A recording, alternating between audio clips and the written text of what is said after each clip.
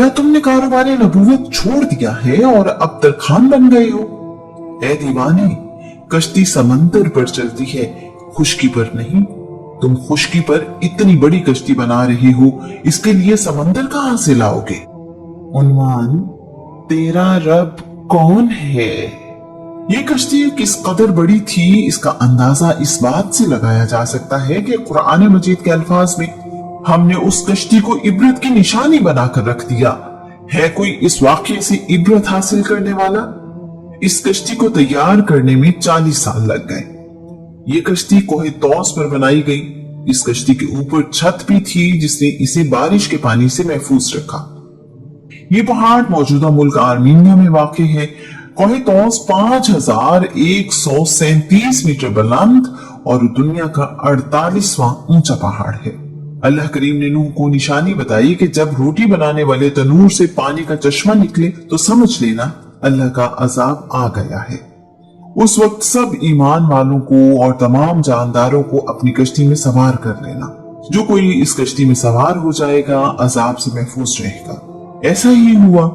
11 रजब को पानी बारिश और सैलाब की सूरत में आया। ये बारिश 6 महीने तक जारी रही। तमाम जमीन और पहाड़ इसमें डूब गए। नूह की सारी कौम इस सैलाब में डूब गई। उनको गर्क करने के लिए जमीन से जोरदार चश्मे जारी कर दिए गए और जो फैसला किया जा चुका था उसके मुताबिक तूफान के दोनों पानी मिल गए। अल्लाह फरमाता है, फिर अरसे दराज के बाद जमीन को हुक्म दिया गया कि ए जमीन अपना पानी निकल ले और ए आसमान थम जा। पानी खुश्क कर दिया गया और काम तमाम हो गया। कश्ती कोहे जूदी पर ठहर गई और ऐलान कर दिया गया, जालिम कौम के लिए हलाकत ही है। नूह की कश्ती 6 महीने तक पानी में तैरती रही। मुहर्रम की 10 तारीख को जनाब नूह वापस जमीन पर उतरे और दुनिया दोबारा से आबाद हुई। उस वक्त दुनिया की आबादी सिर्फ उन 80 लोगों तक बाकी रह गई थी जो कश्ती में सवार थे। इस तूफान में जमीन पर मौजूद हर चीज तबाह बर्बाद हो गई। आदम अलैहिस्सलाम के बनाए गए बैतुल्लाह का निशान भी बाकी न रहा। नूह उसके बाद 350 साल तक जिंदा रहे। अल्लाह के नबी नूह ने 950 साल की उम्र में वफात पाई। नूह के एक बेटे का नाम साम है। उनकी औलाद का रंग सफेद और गंदुमी है। दूसरे बेटे का नाम हाम है। उनकी औलाद का रंग स्याह और सफेद है। एक बेटे का नाम याफर्स है। उनकी औलाद में सुर्खी माइल स्याही रंग पाया जाता है। नूह का एक बेटा किनान, जिसे अरब याम कहते हैं, तूफान में गर्क हो गया था। उन सब की वालिदा का नाम नामा है। नामा भी कश्ती में सवार थी। नूह की बाकी बीवियां तूफान में गर्क हो गई। इंसानों की हिदायत के सिलसिले में अल्लाह करीम ने अपने नबी इब्राहिम को दुनिया में भेजा। नूह और इब्राहिम के दरमियान बहुत से नबी दुनिया में भेजे गए। इब्राहिम जनूबी इराक में पैदा हुए। आप इराक के शहर उर में रहा करते थे। बाद के जमाने में आप हिजरत करके फलस्तीन में रहने लगे। इब्राहिम के जमाने में लोग पत्थर और लकड़ी के बुतों की पूजा करते थे। लोग अपने खालिक को भूल चुके थे। उनके लिए हर मकसद का खुदा अलग था। जिंदगी का खुदा अलग, मौत का खुदा अलग, ताकत का खुदा अलग, बारिश का खुदा अलग, रिस्क का खुदा अलग, सूरज का खुदा अलहदा और चांद का खुदा अलहदा था। जरूरतें लातादाद थी तो खुदा भी लातादाद थे। इब्राहिम ने उन बुतों की इबादत करने से इनकार किया और इस कायनात में गौर करने लगे। नमरूद बाबिल का बादशाह था। नमरूद के मायने हैं बागी। नमरूद को नमरूद जसीम भी कहा जाता है। वो इसलिए कि नमरूद कद्दो कामत में लंबा और भारी भरकम था। नमरूद का नाम नमरूद बिन कोश बिन साम बिन नूह है।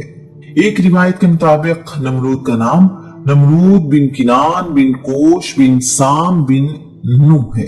एक रिवायत के मुताबिक नमरूद बादशाह को कहते थे, जबकि उसका नाम जरही बिन तहमा सफान है। ये बहुत ही जाबिर और जालिम बादशाह था। बाबिल उस जमाने का बहुत अहम मुल्क था जिसका रकबा 129 किलोमीटर था। उस जमाने के एतबार से ये बड़ा रकबा था। ये शहर मुरब्बा शक्ल में बनाया गया था। नमरूद ने अपने शहर के गिर्द फसील बनवाई हुई थी। उस फसील से पहले एक खंदक थी जिसे पानी के साथ भर दिया गया था। उस फसील पर हर वक्त फौजी पहरा देते थे। इन बातों से अंदाजा लगाया जा सकता है कि नमरूद के इलाके में किस कदर तरक्की और खुशहाली थी। नमरूद खुद भी मुशरिक था और उसकी कौम भी। नमरूद खुदाई का दावेदार था। नमरूद की रियाया उसकी भी इबादत करती थी। अल्लाह के नबी इब्राहिम ने देखा कि तमाम लोग ही बुतों की इबादत करते हैं, तो सोचने लगे ये बुत जो ना किसी को फायदा दे सकते हैं ना ही नुकसान, फिर ये खुदा कैसे हो सकते हैं। उन्होंने लोगों से कहा, मेरी कौम, तुम लोग जिसकी इबादत करते हो, मैं उन चीजों से बेजार हूं। अपनी कौम में ऐलान कर दिया, बेशक मैंने उस जात की तरफ रुख फेर लिया है जिसने जमीन और आसमानों को पैदा किया है। नमरूद का तमाम वसाइल पर कब्जा था। उनमें अनाज, फसलें, जानवर सभी शामिल थे। लोगों को अपने हाथ से खुराक देकर अपनी अना की तस्कीन करता था। जब लोग उसके पास जाते तो पहले उनसे अपने खुदा होने का एतराफ करवाता, फिर खुराक देता। ये सिलसिला साल हा साल से ऐसे ही चल रहा था। एक दिन लोग अपना रिस्क लेने के लिए कितार बनाए हुए नमरूद के सामने हाजिर थे। उनमें एक नौजवान इब्राहिम भी था। लोग नमरूद के पास आते तो वो पूछता, तुम्हारा रब कौन है? वो जवाबन कहते, तुम हमारे रब हो। ये सुनने के बाद नमरूद उन पर मेहरबानी करते हुए उन्हें रोजी देता। इब्राहिम की बारी आई तो नमरूद ने उनसे भी पूछा, तुम्हारा रब कौन है? इब्राहिम ने जवाब दिया, मेरा रब वो है जो जिंदा करता है और मारता है। नमरूद ने कहा, ये तो मेरी ताकत है, मैं जिसे चाहूं जिंदा छोड़ देता हूं, जिसे चाहूं उसे मौत की नींद सुला देता हूं। अल्लाह के नबी ने कहा, मेरा रब तो अल्लाह है जो मशरिक से सूरज को तुलू करता है, तू सूरज को मगरिब से तुलू करके दिखा। नमरूद ये जवाब सुनकर ऐसा हो गया कि किसी बात की खबर न रही। उसके लिए ये जवाब निहायत गैर मुतवक्के था। नमरूद ने इब्राहिम को खुराक देने से इनकार कर दिया। इब्राहिम वहां से खाली हाथ घर लौट आए। इब्राहिम ने रास्ते से मिट्टी का ढेला उठाया और अपने दामन में बांध लिया। उनका मकसद ये था कि घर वालों को इस बात का इल्म ना हो कि खुराक नहीं मिली। इब्राहिम भूखे पेट सो गए। मिट्टी वाली गठड़ी इब्राहिम के बिस्तर के करीब ही पड़ी थी। उनकी बीवी ने ये गठड़ी खोली तो अल्लाह करीम की रहमत से मिट्टी एक बेहतरीन किस्म की गंदुम में तब्दील हो चुकी थी। उन्होंने ये गंदुम पीसी और आटे से रोटी बना ली। इब्राहिम नींद से जागे तो रोटी देखकर हैरान रह गए। अपने रब के हुजूर शुक्रगुजार हुए। यहाँ एक तारीखी हकीकत की वजाहत जरूरी है। एक रिवायत के मुताबिक इब्राहिम के वालिद का नाम आजर था और वो बुत परस्त थे। इब्राहिम के वालिद का नाम तारिख है। इंजील और तौरात भी तारिख को ही इब्राहिम का वालिद बताती हैं। आजर आपके चचा का नाम है।